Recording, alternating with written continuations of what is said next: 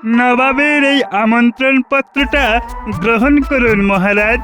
হ্যাঁ, নবাবের নিমন্ত্রণ। বাবা, শুনেই আমার কেমন কেমন লাগছে। কই দাও দেখি, পড়ে ফেলি এক্ষুনি।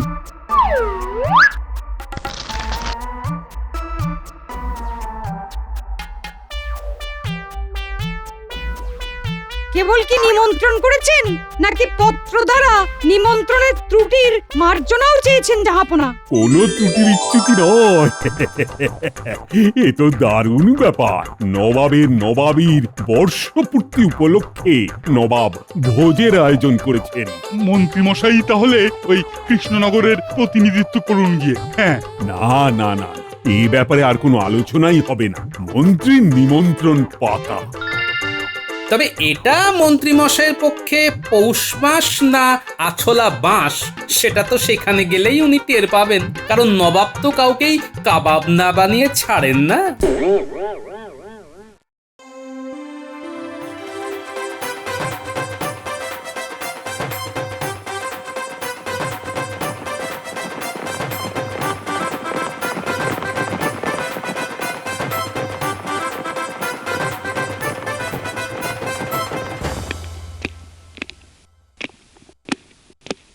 আসুন আসুন আসুন আসুন আসুন মুর্শিদাবাদের নবাবের দরবারে আপনাদের স্বাগতম। নবাব বাহাদুর কি আমাকে চিনতে পারলেন না? আমি এসেছি জাহাপনা। হ্যাঁ, নবাব যাকে যাকে দেখার সবাইকে দেখেছেন, তাই আলাদা করে আর আমি এসব বলে হাওয়া গরম করতে হবে না। আমি ভাবলাম অনেকদিন দেখেননি তো, তাই নবাব বাহাদুরের বোধহয় আমাকে চিনতে একটু অসুবিধা হচ্ছে। আমার সুবিধা অসুবিধার খুব খেয়াল রাখছো মনে হচ্ছে। বেশ বেশ বেশ, বুঝতে পারছি কৃষ্ণচন্দ্র তোমাকে ভালো মতোই শিখিয়ে পড়িয়ে পাঠিয়েছে। এসো এসো এসো, সবাই একটু জিরিয়ে নিয়ে নাস্তা পানি করে নাও এবার। আহা, জাহাপনার কি অমায়িক ব্যবহার! সাধে কি আর নবাবের নবাবিয়ানার কথা চারিদিকে ছড়িয়ে পড়েছে? না, জাহাপনা, আপনার বাবা যদি বেঁচে থাকতেন তবে আপনাকে এমন বহাল তবিয়তে নবাবি করতে দেখে খুব খুশি হতেন। শুনলে উজির, মন্ত্রী বলে কি? মনে হচ্ছে নবাবকে ভালো মতোই তোল্লাই দিয়েছি, এবার আমার ভালোই খাতির হবে। আচ্ছা, বাবার কথাই যখন উঠলো তখন বলো দেখি, আমার শাসন ভালো না আমার বাবার শাসন? নাকি নবাব বাহাদুরের ঠাকুরদার শাসন? ভাবো সবাই ভাবো। আর এটাও শুনে রাখো, এই প্রশ্নের উত্তর ঠিক মতন না পেলে সবার খাওয়া বন্ধ। নাও ভাবো। যা, নবাব তো রেগে মেগে সভা ছেড়েই চলে গেলেন। এই ছেড়েছি, এ তো শুকনো বিপদ। না, খাল কেটে নিজের বিপদ নিজেই ডেকে এনেছি মনে হচ্ছে। যে করেই হোক নবাব বাহাদুরের মন জয় করতেই হবে।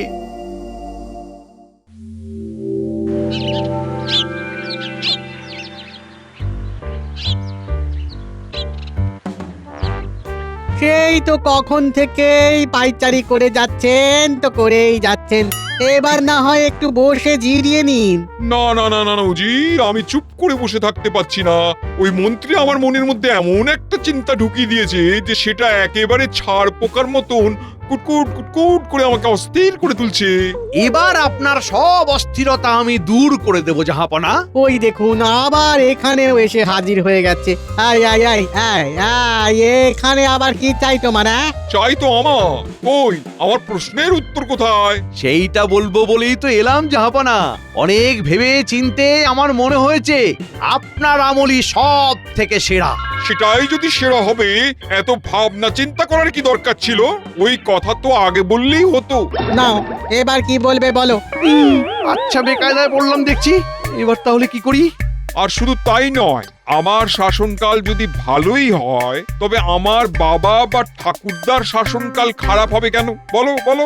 এই না মানে কি যে বলি, মানে কি বলতে কি বলে ফেলি না, মানে মানে যেটাই ভালো সেটাই খারাপ। না মানে যা খারাপ তাই ভালো। এইটা সব কেমন গুলিয়ে যাচ্ছে। এই থামাও তোমার এই আমতা করা। পরিষ্কার কোনো উত্তর থাকলে বলো। উত্তর আর কি দেব? বেশ ভালো করেই বুঝতে পারছি, যাই উত্তরই দিই নবাবকে খুশি করতে পারবো না। আবার আবার তুমি বিড়বিড় করছো। আচ্ছা, একটা কথা খোলসা করে বলো দেখি, তুমি জানলে কি করে যে আমার বাবার থেকে আমার আমলেই নবাবই ভালো চলছে?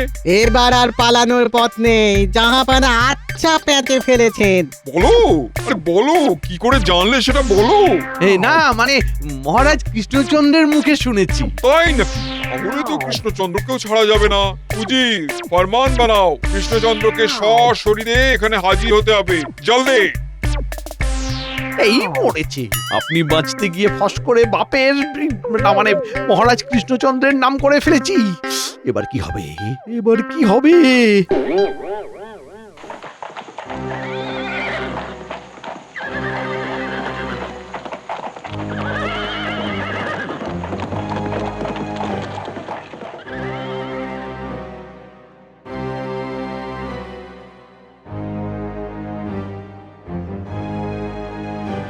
মহারাজ, নবাবের ফরমান আছে আপনার জন্যে।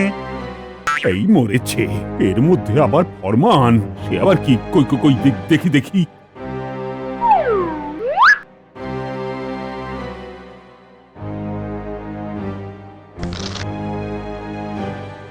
কি হলো মহারাজ? ফরমান পড়েই আপনার মুখ চোখের ভাব যে বদলে গেল। কোনো দুঃসংবাদ নেই তো আবার? নবাব জরুরি প্রয়োজনে আমাকে মুর্শিদাবাদে তলব করেছেন। তার মানে যা ভয় পাচ্ছিলাম সেটাই ঘটতে চলেছে। গড়বড় কিছু একটা হয়েছে।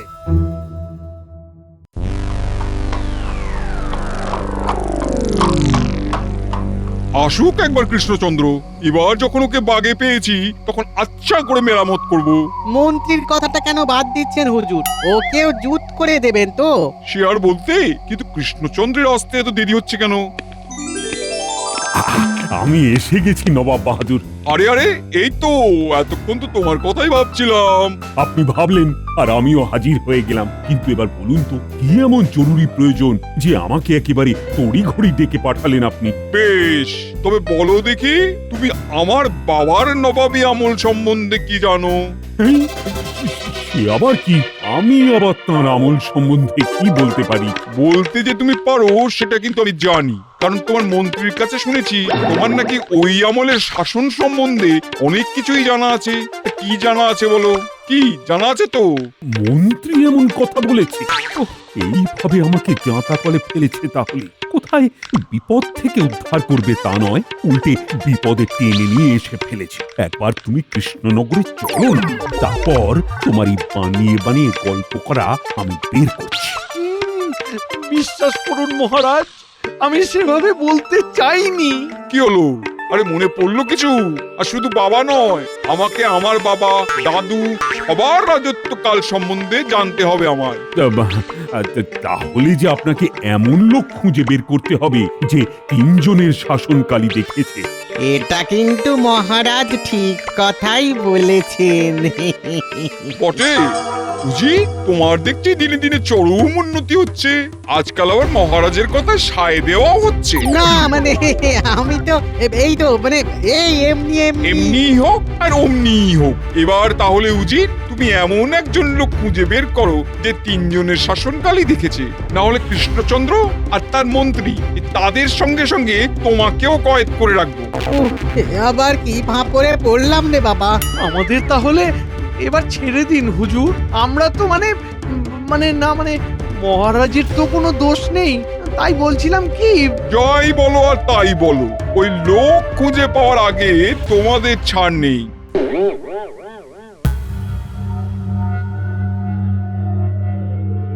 মহারাজ তো ছুটলেন মুর্শিদাবাদ, এদিকে মহারানী যে কি না কি ভাবছেন কে জানে।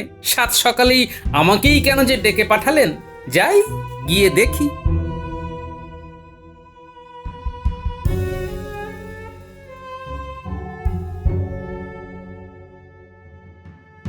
আমাকে ডেকেছেন রানীমা? নবাব মহারাজকে ডেকে নিয়ে গিয়ে কি খিচুড়ি পাকাচ্ছেন সেটা তো জানতে পারছি না। মহারাজকে তড়িঘড়ি ডেকে পাঠানোর ব্যাপারটায় একটু খটকা লাগছে বটে, তবে তেমন কিছু হলে খবর নিশ্চয়ই একটা কিছু পাওয়া যাবে রানীমা। না না না না, কখন খবর আসবে সেই অপেক্ষায় আমি আর বসে থাকতে পারছি না গোপাল। আর দেরি না করে তুমি নিজে গিয়ে বরং মহারাজকে উদ্ধার করে আনো গোপাল। আহা, তেমন কিছু হলে তো আমি আছি রানীমা। তবে আবারও বলছি, একটু ভরসা রাখুন, মহারাজের কোনো বিপদ হবে না।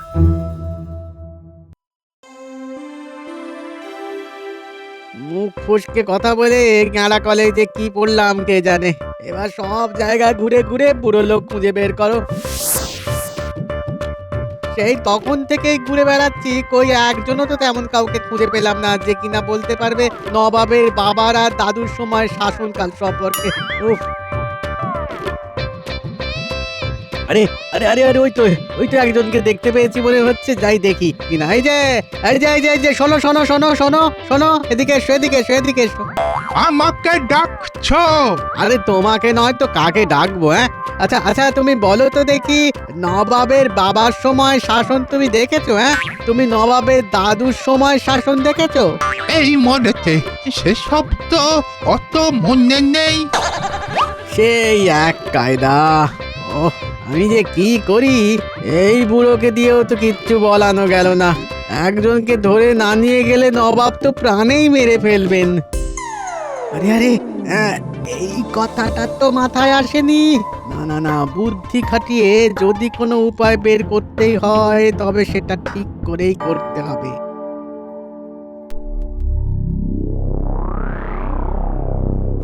বলি কাজকর্ম শিখে তুলে দিয়ে তখন থেকে কি এত ভাবছো বলো তো? মহারাজকে ডেকে নিয়ে গিয়ে নবাব যে কি কাণ্ডটাই করছেন সেটাই তো ভেবে পাচ্ছি না গিন্নি। তবে বরং একটা কাজ করো, এখানে বসে টাকনা চুলকে শটাং মুর্শিদাবাদে চলে গেলেই পারো। সে তো যেতেই পারি গিন্নি, তবে হঠাৎ করে সেখানে চলে গেলে হিতে বিপরীত হতে পারে, তাই একটু ভেবে চিনতে এগোতে হবে, বুঝলে? ভাবতে ভাবতে কাল পার করে দিলে কিন্তু আরো গোলমাল হবে, এই আমি বলে দিলাম। হ্যাঁ, গোলমাল হতে আর বাকি কি বা আছে? আরে আরে, উজির মশাই যে, ব্যাপার কি? ব্যাপার আর কি, মন্ত্রী মশাই মুর্শিদাবাদে গিয়ে নবাবকে তোল্লাই দিতে গিয়ে এমন গুলিয়ে দিয়েছেন যে নবাবকে আর কিছুতেই সামলানো যাচ্ছে না। তাই বলে আপনাকে একেবারে এখানে ছুটে আসতে হবে? সবটা শুনলে বুঝবে আমি কি ঝামেলায় পড়েছি। এবার বুঝলে বিপদখানা কিরকম? হ্যাঁ, ঘোট যে একটা ভালো রকমই পেকেছে সেটা বেশ বুঝতে পারছি। এখন একমাত্র তুমিই পারো একটা কোনো উপায়, মানে একটা কোনো বুদ্ধি বের করে আমাকেই শুধু নয় মহারাজ আর মন্ত্রীকে উদ্ধার করতে। ব্যাপারটা হলো, নবাবের সামনে এখন এমন একজন লোককে হাজির করানো চাই যে তার বাবার ও তার দাদুর শাসনকাল দেখেছে, আর সব দিক দিয়ে তুলনা করে বলতে পারবে কার শাসনকাল ভালো। এই তো কেমন সুন্দর করে সবটা বুঝে গেছো। চিন্তা করতে হবে না, নবাবকে গিয়ে বলে দাও কাল সকালেই এই রকম একজন নবাবের দরবারে ঠিক হাজির হয়ে যাবে।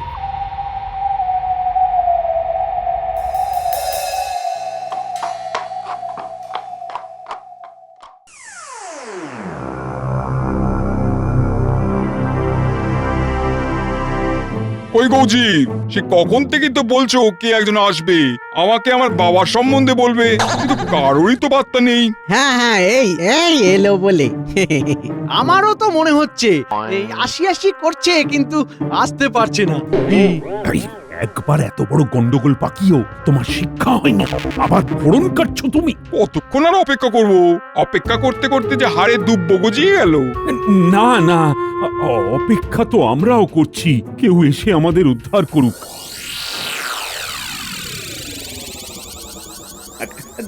গুস্তাখি মাফ করবেন জাহাপনা, আমার আসতে দেরি হয়ে গেল। আমি উজির মশাইকে বলেছিলাম ঠিক সময়ে গিয়ে জাহাপনার সঙ্গে দেখা করব আর তার হাল হকিকত জানাবো। সে তো না হয় বুঝলাম, কিন্তু তুমি কে? তোমায় তো ঠিক চিনলাম না। আমাকে চিনলেন না? যার পান খেয়ে আপনার দাদু বাবা ঠোঁট লাল করেছিল, তাকে জিজ্ঞাসা করছেন কে সে? নবাবের যে ঠোঁটটা লাল লাল সেটাও তো তাহলে তোমার সেজে দেওয়া পানেরই কামাল, হ্যাঁ? সে তো নিশ্চয়ই নবাবের এই ঠোঁট তো বাপ দাদুর কাছ থেকে পাওয়া লাল লাল ঠোঁট।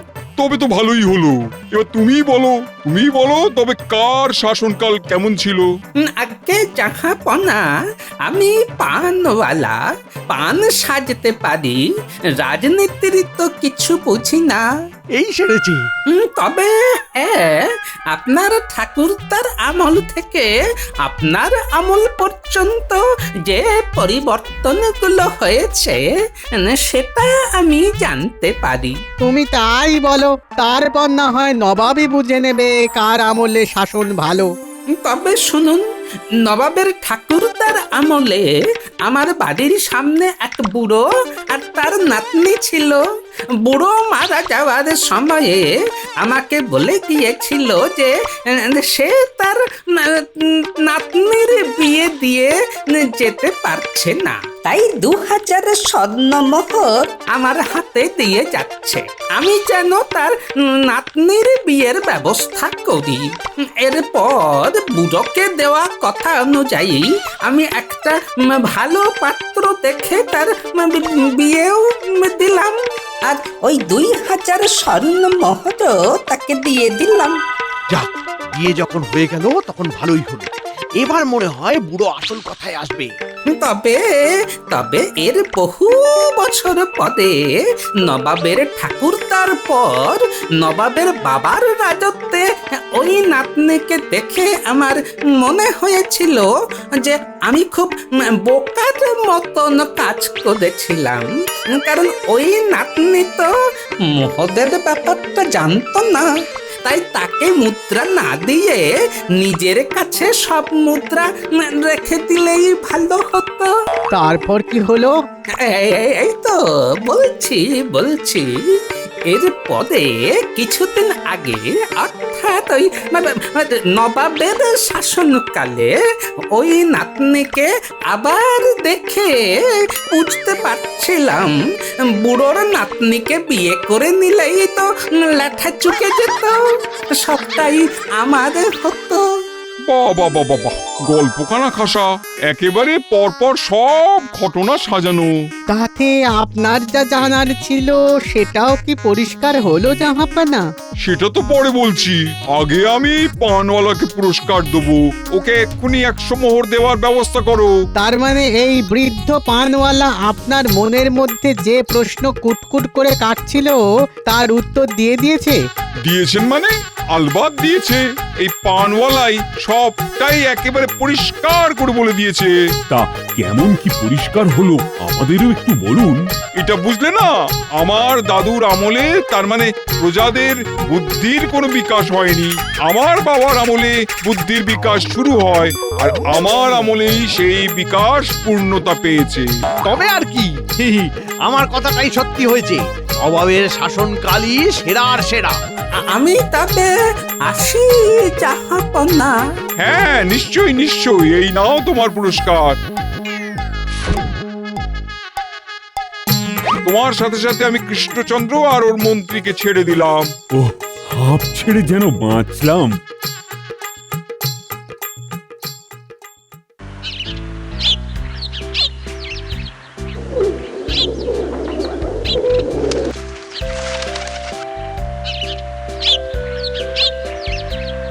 জাহাপানাকে কেমন যেন বেশ খোশ মেজাজ দেখাচ্ছে। হ্যাঁ উজির, এবার মনটা একটু ফুরফুরে লাগছে। মন থেকে সব সন্দেহ দূর হয়ে গেছে। দেখে থেকে আচ্ছা একজনকে খুঁজে বের করেছিলে, পুরস্কার তো তোমাকেও দিতে হয়। আপনি মহান জাহাপানা। না, লোকটা সবটাই কেমন গল্প করে বুঝিয়ে দিয়েছে। এই না হলে বুদ্ধিমান লোক। আগে জাহাপানা, যদি কিছু মনে না করেন তবে কয়েকটা কথা বলবো। হ্যাঁ, বলো। আমার তো মনে হচ্ছে ওই লোক আসলে নবাব বাহাদুরের নিন্দেই করে গেল।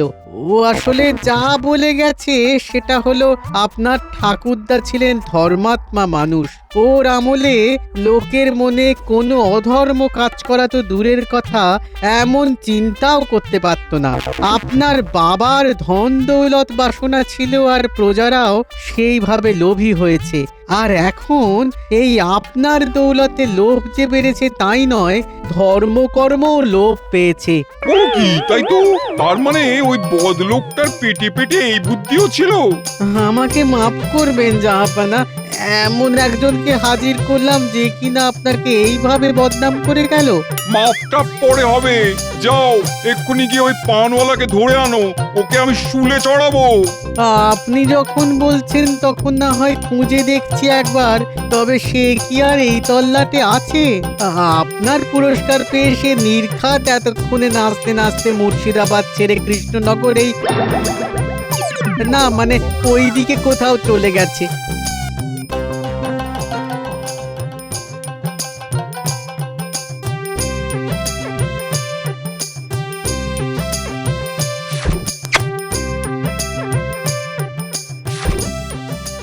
ওহ, পানওয়ালা সেজে আচ্ছা একখানা খেল দেখালে বটে গোপাল। আমি তো কিছুতেই তোমাকে চিনতে পারিনি।